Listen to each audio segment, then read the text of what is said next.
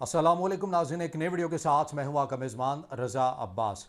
पाकिस्तान के 40,000 शहरी लापता हो चुके हैं। ये लोग ज़ियारात के लिए गए थे मगर इनका कोई रिकॉर्ड रियासत पाकिस्तान के पास नहीं आ रहा। ये ख़बरें इतनी ज़ोर और शोर से फैलाई जा रही हैं, इतना वावेला किया जा रहा है, लेकिन इसके पीछे जो असल मुहर्रिकात हैं, असल मकासद है, वो क्यों छुपाए जा रहे हैं जो कि सच है, वो आज के इस व्लॉग में आपके सामने रखेंगे। मगर उससे पहले आपसे दरख्वास्त के वीडियो को लाइक और चैनल को सब्सक्राइब ज़रूर कीजिएगा। हमारे पास नंबर्स हैं और इन नंबर्स को हम जो पाकिस्तान का जो मीडिया है उसके तनाजुर में आपके सामने रखेंगे और फिर इसके मुहर्रिकात बयान करेंगे कि आखिर ऐसी जो ख़बरें हैं इनके ऊपर प्रोपेगेंडा क्यों किया जा रहा है और क्यों जो ज़ायरीन हैं उन्हें मुतनाज़ बनाने की कोशिश की जा रही है। तो पहले ये देखिए कि जो नंबर्स हैं वो क्या आते हैं। पाकिस्तान की मीडिया आउटलेट एक्सप्रेस ट्रिब्यून क्या रिपोर्ट करता है, वो ये कहता है कि हुकूमत पाकिस्तान ने इब्तदाई तौर पर यह दावा किया था कि पिछले 15 साल में सिर्फ 400 ज़ायरीन लापता हुए हैं पिछले 15 साल में। लेकिन जैसे जैसे तफसीलात सामने आई सूरत हाल मज़ीद संगीन होती चली गई।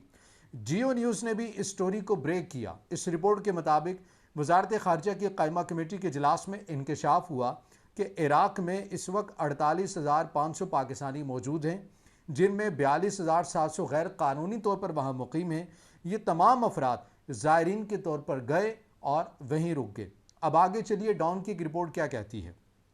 इस रिपोर्ट के मुताबिक ईरान से मुतल्लिक बताया गया कि वहाँ 500 से ज़ायद पाकिस्तानी गैर कानूनी तौर पर मौजूद हैं। सिर्फ 2023 से अब तक ईरान ने 35,000 पाकिस्तानियों को डिपोर्ट किया जो ज़ियारात के लिए गए और फिर वापस नहीं आए थे, उन्हें ईरानी हुकाम की जानिब से वापस भेजा गया।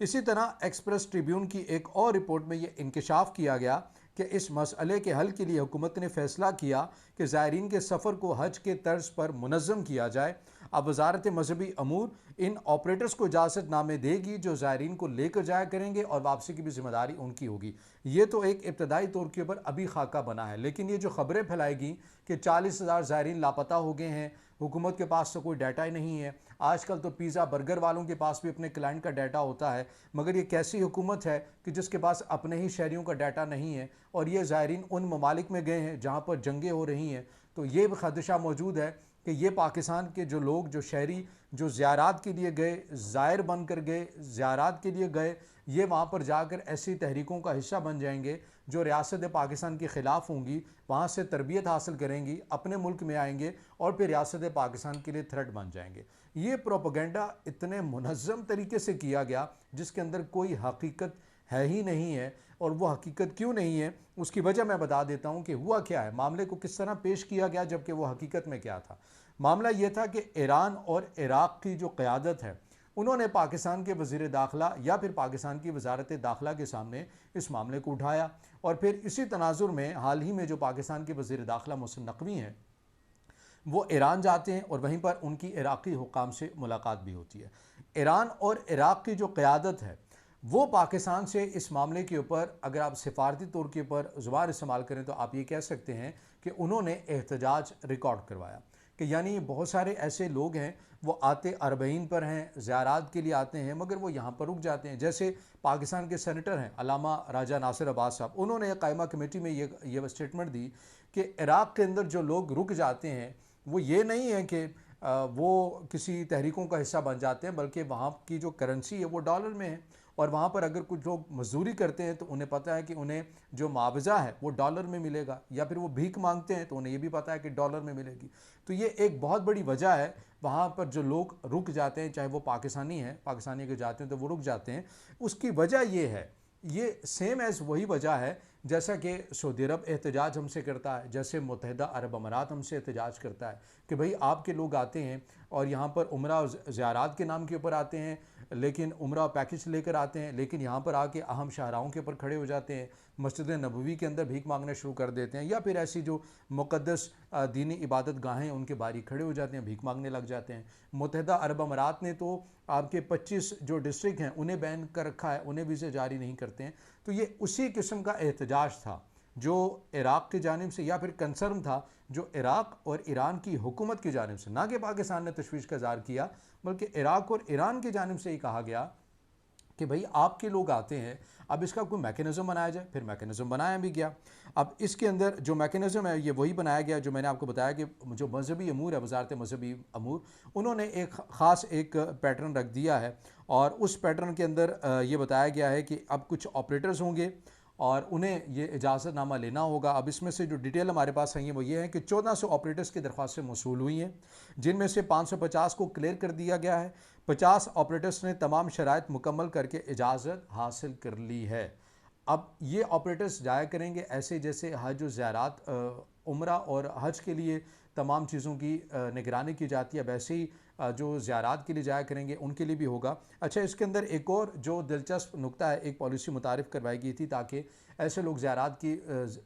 के लिए जाएँ या उस गर्ज से जाएँ लेकिन वहाँ रुक जाएँ, उनके लिए पॉलिसी पहले भी 7 से 8 माह पहले बनाई गई थी। वो पॉलिसी क्या थी? उसमें ये बताया गया था कि जी मीडिया रिपोर्ट्स के मुताबिक ईरान और इराक़ की शिकायत के बाद, ये लफ्ज़ आपने गौर करना है क्योंकि मैं बार बार इसलिए ज़ोर दे रहा हूँ उसके ऊपर, ये तासुर दिया गया कि पाकिस्तान ने ये कह दिया है कि हमारे तो लोग वहाँ जाकर लापता हो गए हैं और हमें तो मिल ही नहीं रहे, हमें समझ ही नहीं आ रही कि वो कहाँ पर चले गए हैं। हालांकि मामला ये था, इसके बरक्स था कि ईरान और इराक़ की हुकूमत ने कंसर्न का इज़हार किया है कि भाई आपके लोग इधर आते हैं और वो फिर भीख मांगते हैं और वो आपके मुल्क का इमेज ख़राब होता है, तो इसके लिए कोई पॉलिसी बनाए। अब मीडिया रिपोर्ट्स के मुताबिक ईरान और इराक़ की शिकायत के बाद पाकिस्तानी हुकूमत ने एक पॉलिसी मुतारिफ़ करवाई जिसके तहत ज़ायरीन के पासपोर्ट मेज़बान ममालिक के पास ज़मानत के तौर पर रखे जाते हैं ताकि वो वापस आएँ। ये पॉलिसी 7 से 8 माह पहले नाफिज की गई थी। दी न्यूज़ ने, जो जियो न्यूज़ की ही जो अंग्रेज़ी वर्जन है अखबार का, दी न्यूज़, उसने ये कहा, उसने इस इशू को हाईलाइट करते हुए कहा कि हुकूमत की इस पॉलिसी के बावजूद 13,000 पाकिस्तानियों ने अपने पासपोर्ट वापस ही नहीं लिए, जो इस बात की वाज़ेह अलामत है कि वो वहीं गैर कानूनी तौर पर मुक़ीम हो चुके हैं। इराक़ के मकामी मीडिया के मुताबिक इराक़ी पार्लियामेंट के एक रुकन ने इंकशाफ किया कि पाकिस्तानियों को वहाँ सिर्फ $300 माहाना उजरत दी जाती है, जो वहाँ रुकने की एक बहुत बड़ी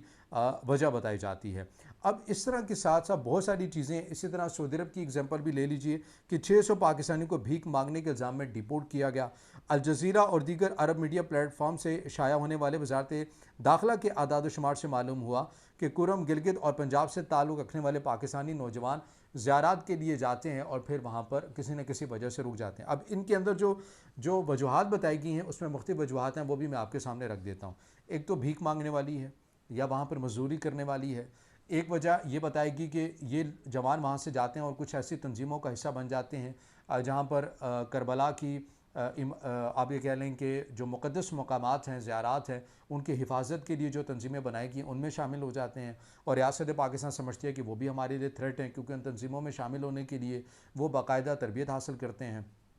फिर एक और जो बहुत बड़ा फैक्टर है जिसके ऊपर हम बात नहीं करते, वो ये है कि यहीं से ईरान, इराक़ और फिर आगे टर्की जाने की यही लोग कोशिश करते हैं और वहाँ से फिर समंदर के ज़रिए यूरोपियन ममालिक या उन जगहों पर जाने की भी कोशिश करते हैं और फिर कहीं ऐसे वाक़यात होते हैं, अब कश्ती उलट जाती है, फिर उसमें बहुत सारे ऐसे वाक़यात रिपोर्ट होते हैं, पता चलता है कि जी हाँ, ये तो इस गर्ज से गए थे, यहाँ पर गए थे, तो तब हमें जाकर ये पता चला। तो ये वो तमाम वो फैक्टर, वो अवामिल हैं जिनकी वजह से ईरान और इराक़ या ज़ियारात के नाम के ऊपर लोग जाते हैं, रुक जाते हैं और ऐसे ही रुक जाते हैं जैसे हज के लिए जाएं या जैसे उम्रे के लिए जाएं। लेकिन ऐसा मिक्स किया गया, ऐसा प्रोपेगेंडा किया गया ज़ायरीन के नाम के ऊपर या इस लफ्ज़ के ऊपर कि जी ये यहाँ से गए हैं 40,000 और 40,000 जाकर ये किसी रियासत पाकिस्तान मुखालिफ एक मिशन में चले गए हैं, उन तंजीमों के अंदर शामिल हो गए हैं। और इसमें बदकिस्मती ये है कि पाकिस्तान के इंतहाई मशहूर व मारूफ जो निजी चैनल है उसका एक सफ़े अव्वल के जो सहाफ़ी हैं वो अपने यूट्यूब पर बैठकर इस मामले को इतना प्रोपेगेंडा कर रहे हैं कि जी देखें ये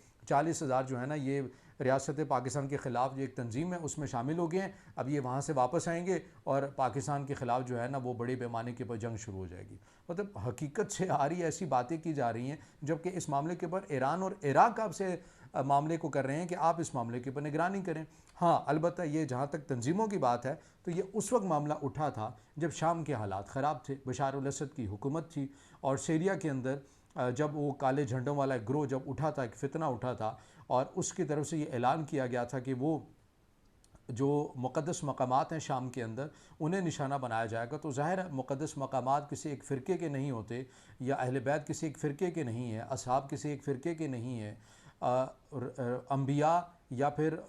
रसूल या फिर आले रसूल जो है वो किसी फ़िरके की नहीं, वो तो तमाम मुश्तरका है, मुसल्लमा है, तमाम मुसलमानों के लिए मुक़द्दसात हैं।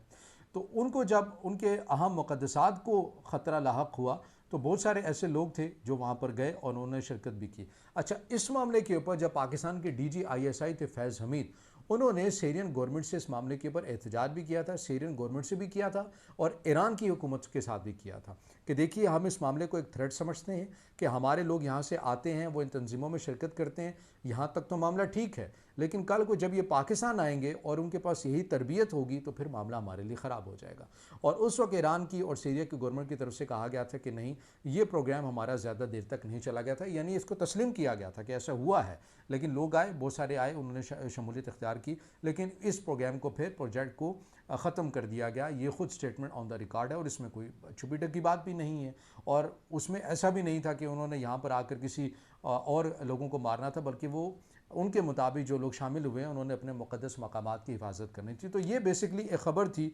बिल्कुल सीधे और वाज़े अंदाज के अंदर, लेकिन इसके ऊपर इतना प्रोपेगेंडा किया गया ज़ाहिरीन के नाम के ऊपर। और इसमें एक और चीज़ जो मैं यहाँ पर रख दूँ आखिर में, क्योंकि वीडियो ज़रा लंबी होगी, इसमें जो वजाहत आई है पाकिस्तान के वजारत मज़हबी अमूर उनकी जानिब से, जो वज़ीर हैं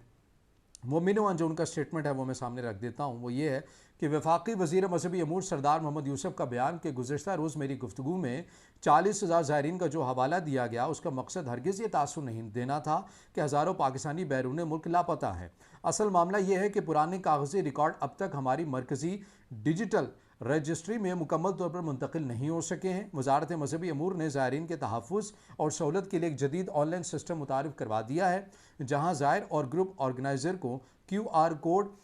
वाला कार्ड जारी किया जा रहा है। इस इक़दाम से अहल-ए-ख़ाना और हुकूमत को हर मुसाफिर की फ़ौरी मालूमात मुयस्सर आएंगी। यानी सरदार यूसुफ जो वफाकी वज़ीर मज़हबी अमूर हैं, वो ये ख़ुद कह रहे हैं कि भाई मेरी बात को आपने गलत अंदाज में लिया, मैंने ये कब कहा है कि वो लापता हो गए हैं और वो रियासत मुखालिफ तहरीकों का हिस्सा बन गए हैं। लेकिन बहरहाल ये प्रोपेगेंडा किया गया। अब इससे जुड़ी जो भी हक़ाइक़ थे वो मेनूअन पाकिस्तानी मीडिया इसको कैसे रिपोर्ट कर रहा है, वफाकी वज़ीर की क्या स्टेटमेंट है और माजी के अंदर इसकी क्या एग्जाम्पल थी, ये तमाम चीज़ें मैंने आपके सामने रख दी हैं। अगर आप समझते हैं कि वीडियो मालूमाती है, फिर इसे ज़रूर लाइक भी कीजिएगा, कमेंट्स में ज़ाहिर ख्याल कीजिएगा और चैनल को सब्सक्राइब ज़रूर कीजिएगा।